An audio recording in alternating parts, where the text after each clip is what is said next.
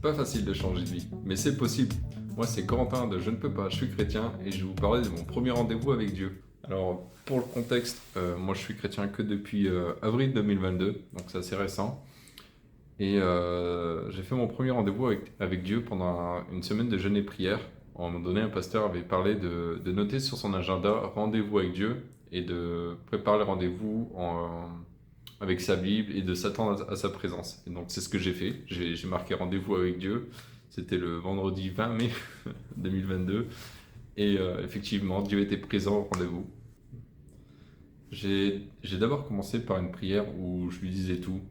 Où, je lui disais mes peurs, mes doutes, mes incompréhensions, comment je me voyais, ce que je ressentais. Et j'ai exposé aussi toutes mes souffrances. Et je faisais tout ça en pleurant du coup, parce que je pense que c'est la première fois où j'étais vraiment sincère, où je me dévoilais entièrement à lui. Et je lui ai même fait part de tous mes besoins, mes rêves, mes désirs, ce que je voulais. Enfin, j'ai vraiment tout dit. Je suis arrivé en mode je prends tout et je dépose tout. Ça, c'était là, littéralement tout déposé à la croix. Là, j'ai tout déposé devant lui en mode maintenant que j'ai tout dit, j'ai pas rien d'autre à dire. Tu vois, j'ai vraiment tout dit. Tout dit. Et puis, euh, et puis j'attends. J'attends, bon, je pleure dans le silence, on va dire, mais j'attends en fait à ce qu'il se passe quelque chose. Tu vois, je, je continue de pleurer et je ferme les yeux, j'attends une réponse, j'attends un signe, j'attends qu'il se passe quelque chose, tu vois. Et à un moment donné, là, je ressens dans mon esprit comme Galate. Et moi, j'avais pas lu la Bible encore à ce moment-là. J'avais déjà entendu Galate, donc je me dis, ok, c'est un truc dans la Bible. Et ça tombe bien, j'avais préparé la Bible. Donc j'ouvre la Bible, je l'ouvre au hasard, complètement au hasard. Je l'ouvre et quand par hasard je tombe, hasard entre guillemets, je tombe sur Galate 5. Et je vous avoue qu'au début, ça m'a un peu fait peur, en fait, de réaliser que, effectivement, Dieu peut te parler et ça marche. Et à un moment donné, dans la lecture des versets, il y a plusieurs passages qui m'ont vraiment pénétré. Je ne sais pas comment expliquer. Quand je lisais le verset, mon corps réagissait, mon être réagissait à l'intérieur de moi. C'est une sensation de dire à décrire, mais voilà, c'était vivant en fait, la lecture. Et il faut savoir que moi, à ce moment-là, j'étais quand même dans une grande souffrance. J'étais dans la dépression, la solitude, la colère, l'amertume, la rancune, la déception. J'ai vraiment tout pris. Voilà, et je souffrais surtout Enfin, tout ça, c'est le résultat d'une accumulation d'abandon, de trahison, d'injustice que j'accumulais en moi et forcément, ça développe quelque chose derrière. Et tout ça était en opposition avec le fait que dans mon cœur, ce que je voulais, c'est avoir des vrais amis. C'était de me marier, de rencontrer une personne, de me marier, de fonder une famille. Et je supportais plus de vivre de cette façon avec toutes les mauvaises choses que ça produit, la dépression, tout ça. Et le fait que j'avais aussi beaucoup de mal avec les gens, leur façon d'être, leur façon de parler, leur façon de se comporter. Donc c'était tout un mélange un peu... c'était un sacré mélange. Alors, il y a deux passages qui m'ont percuté, entre guillemets, dans le Galate. Donc, le premier, oula, c'est dans Galate 5, 13, 13 à 14, où il est dit frères et sœurs, c'est à la liberté que vous avez été appelés. Seulement, ne faites pas de cette liberté un prétexte pour suivre les désirs de votre nature propre. Au contraire, soyez par amour serviteurs les uns des autres. En effet, toute la loi est accomplie dans cette seule parole. Tu aimeras ton prochain comme toi-même. Et le second, c'est dans Galates 19, 21. Les œuvres de la nature humaine sont évidentes. Ce sont l'adultère, l'immoralité sexuelle, l'impureté, la débauche, l'idolâtrie, la magie, les haines, les querelles, la jalousie, les colères, la- les rivalités, les divisions, les sectes, l'envie, les meurtres, l'ivrognerie, les excès de table et les choses semblables. Je vous préviens, comme je l'ai déjà fait, ceux qui ont un tel comportement n'hériteront pas du royaume de Dieu. Et là, je me dis, waouh. En fait, waouh. Ça m'a vraiment percuté parce que c'est vraiment Dieu qui me révélait les choses, c'est moi. Enfin, c'est pas juste de la lecture où quand tu réalises également ce que tu es, tu vois. C'est, j'ai réalisé où j'en étais dans ma vie et ce que j'ai fait, du coup, mon péché et à quel point j'étais sale. Et ce qui m'a le plus parlé, c'était l'immoralité sexuelle, l'impureté, l'idolâtrie, les haines, les querelles, les jalousies, les colères, l'envie, les meurtres. Et, et ça, ça me parlait parce que ben, j'ai déjà eu des relations, j'ai été dans la masturbation, j'avais des mauvaises pensées, euh, accro aux jeux vidéo, aux séries, j'ai grandi dans la violence, je parlais, je prenais même plaisir à me battre aussi également, je parlais mal avec les gens, j'avais souvent des conflits, j'avais de la haine même pour certaines personnes, c'était fort. Et j'ai déjà été sur le point de tuer quelqu'un. Donc je me suis senti très concerné. Et j'ai aussi réalisé à quel point j'étais sale, vraiment couvert de péché. Comme si je me voyais dans un miroir. Et dans le miroir, je me voyais couvert de toutes ces choses. Et sur le miroir, il était écrit euh, ceux qui ont un tel comportement n'hériteront pas du royaume. Waouh! Et effectivement, c'était dur. Quand j'ai lu ça, ça m'a déchiré. J'ai pleuré et j'ai réalisé qui j'étais. J'ai demandé pardon. C'était là. Ça paraît évident, mais ouais, j'ai demandé pardon pour tout ce que Dieu m'a montré, tout ce que je me suis rappelé.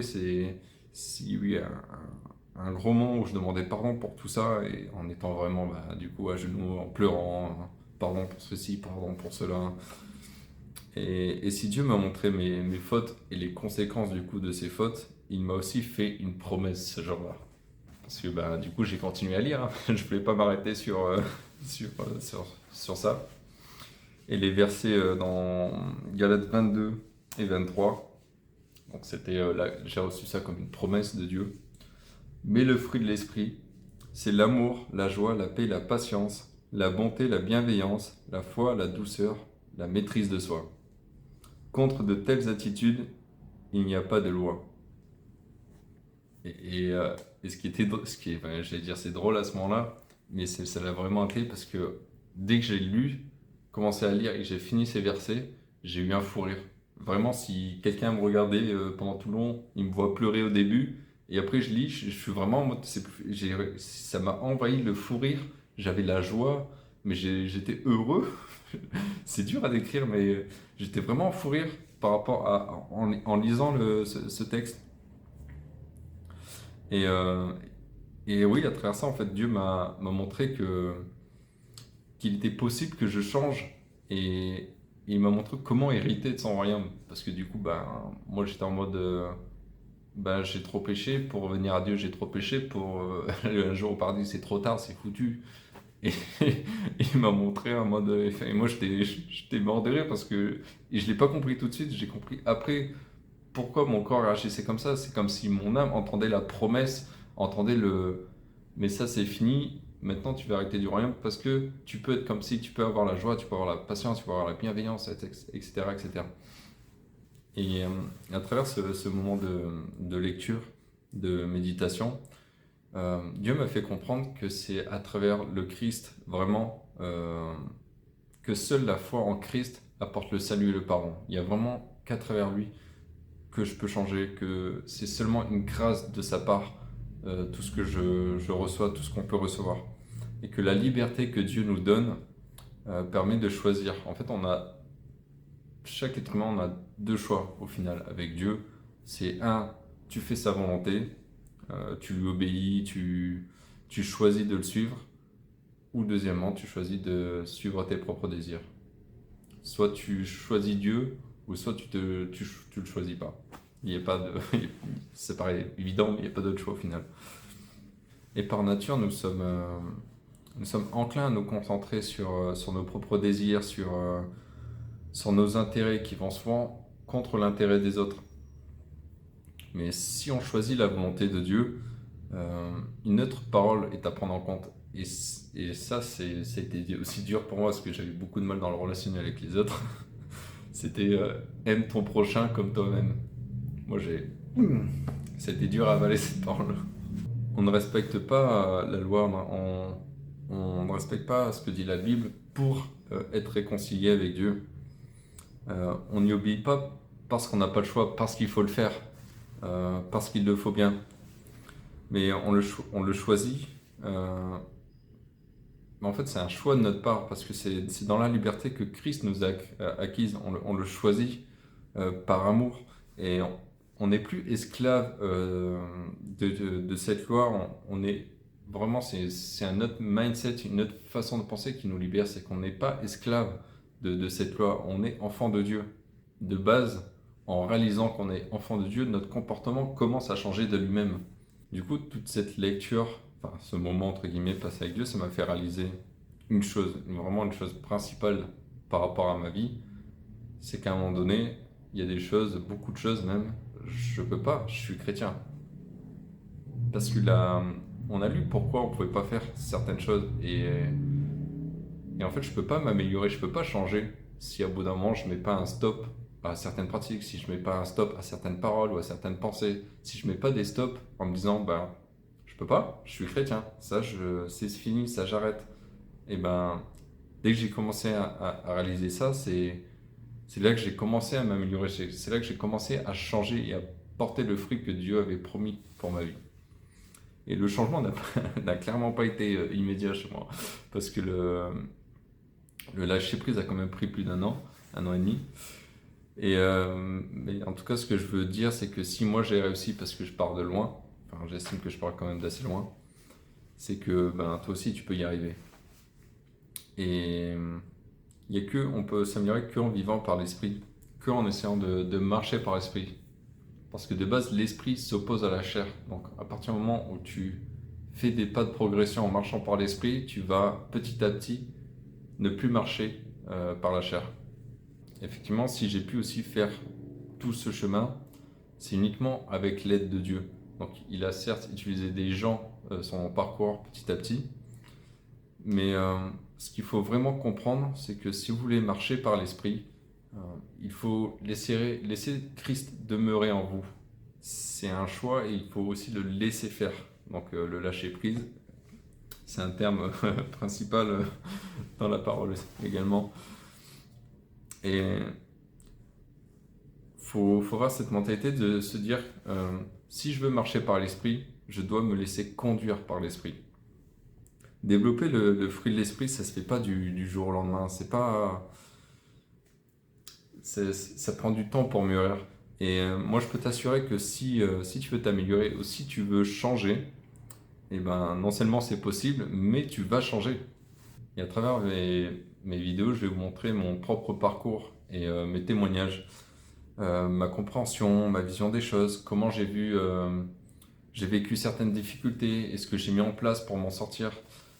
Les conseils qu'on m'a donnés également par rapport à certaines situations et qui ont marché pour ma vie sont toutes sortes de choses que j'ai mis en place pour grandir spirituellement et porter du fruit. Et je vais terminer cette vidéo avec quelques conseils. Bon, après, libre à toi de prendre parce qu'avec Dieu, Dieu n'impose rien, il nous laisse toujours le choix. Donc, s'il ne t'impose rien, je ne t'impose rien non plus. Libre à toi de prendre ou de refuser. Mais je vais juste dire trois choses. Premièrement, tu ne changeras pas par toi-même. Ça, ça faut vite le comprendre. Que tu ne fais pas avec tes propres moyens, tu ne fais pas par toi-même, mais tu fais avec l'aide de Dieu. Alors moi, j'ai fait beaucoup de moments, je fais par moi-même, je me prends des murs, je me prends le trottoir, je me casse une dent. Et il y a des moments où je me dis, bah ok, j'y arrive pas, donc Dieu fait tout. Mais c'est pas soit 100% l'un, soit 100% l'autre. C'est 50% toujours. C'est tu marches avec Dieu et tu le fais avec Dieu. Et le lâcher prise, comme je l'ai déjà dit, ça a vraiment pris plus d'un an et demi chez moi. Et j'en suis encore qu'au début. Hein.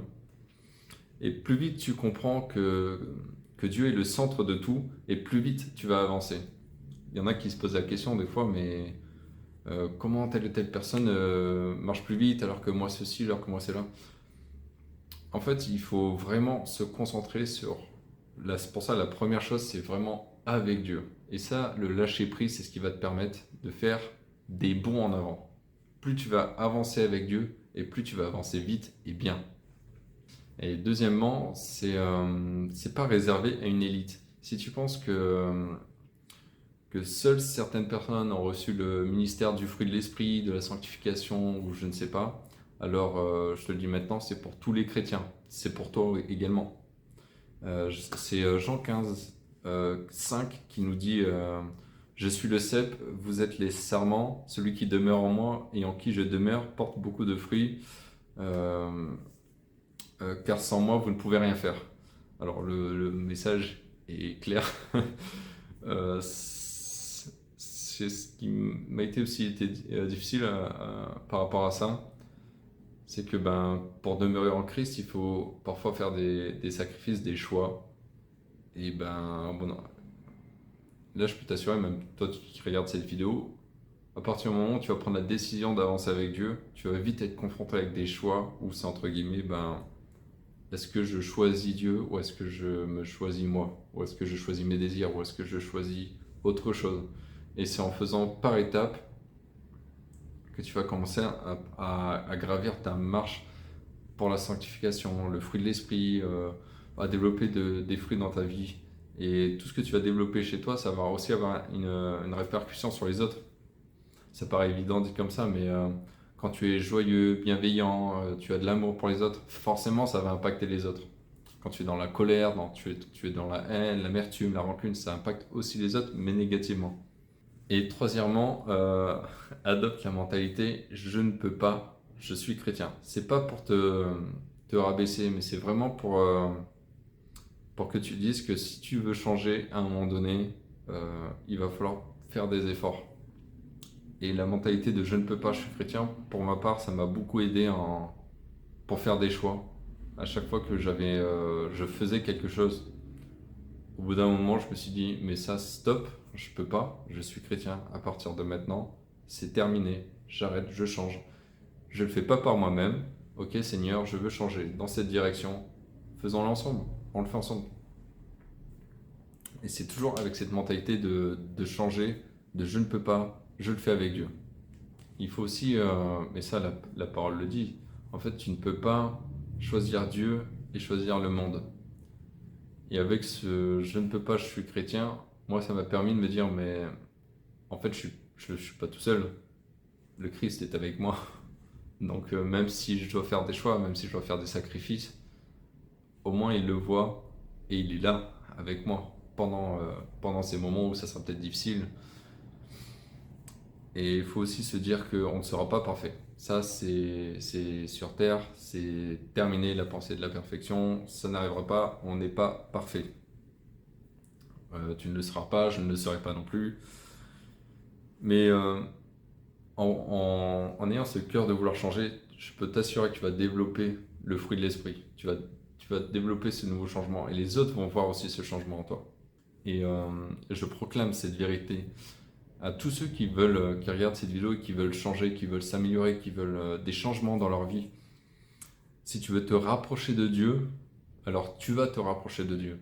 Je le dis dans le nom de Jésus-Christ, que tous ceux qui aspirent à changer, changeront. Et en fait, Dieu est vivant. Ça paraît, ça paraît une évidence, mais Dieu est vivant et si tu n'as pas encore réalisé, alors je peux t'assurer que tu vas le réaliser bientôt. Et c'est sur ça qu'on va terminer la première vidéo. C'était Quentin de Je ne peux pas, je suis chrétien. À la prochaine.